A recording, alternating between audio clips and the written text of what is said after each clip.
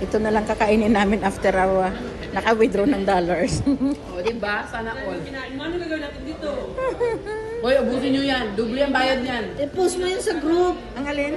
Dito mo ba yun yung screenshot? Oo, dyan. Paano mo ipopost? Si Mimi nag-screenshot. Ay, add kita dito.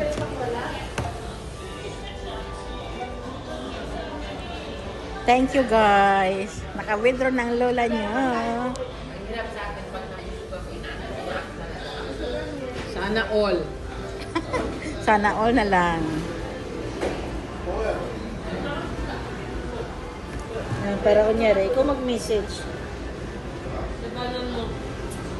Tututin mo yung ano.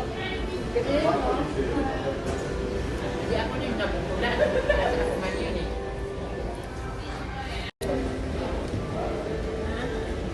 Ito na lang kakainin namin after naka-withdraw ng dollars. O, diba? Sana all. Ano gagawin natin dito?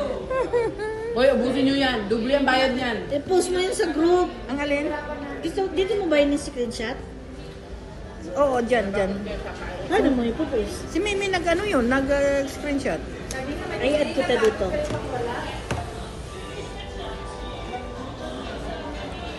Thank you guys. Naka-withdraw ng lola niyo. Sana all. Sana all na lang. Para kunyari, ikaw mag-message. Labanan mo. Tututin mo yung ano. Hindi ako yung nabukulan. Ako man yun eh. Guys, isa. Isa kang OFW. Saludo ako sa'yo. Kasi ramdam ko kung gaano kabigat ang dinadala mo. Bago ka umalis, dapat buo ang loob mo. Dahil hindi biro ang buhay sa abroad.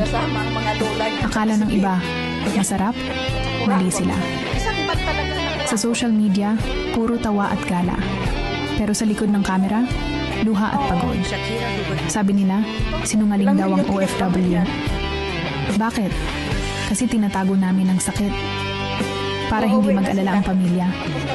Sa post, masaya. Sa totoo, wasak. Kaya bago mo husgahan ang isang OFW, subukan mong lumayo. Saka mo malalaman. Hindi saya ang abroad. Sakripisyo to. Pero laban pa rin. Para sa pamilya. Para sa pangarap.